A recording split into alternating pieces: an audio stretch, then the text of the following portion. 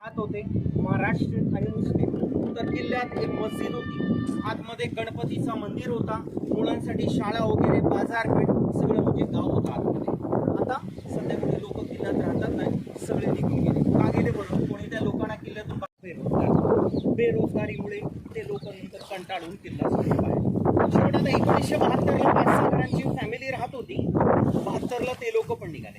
आज इथले काय 40% लोक ते मुरुड शहरमध्ये राहतात, ह्या गावावरून 4 किलोमीटर लांब. 60% लोक आपण जिकडनं आता तिकीट काढून जिंकण्यासाठी हे दरवाजाच्या बिलकुल वर दिसतं ना, एकदम हाईटवर बघा, ह्याला म्हणतात नगारखाना.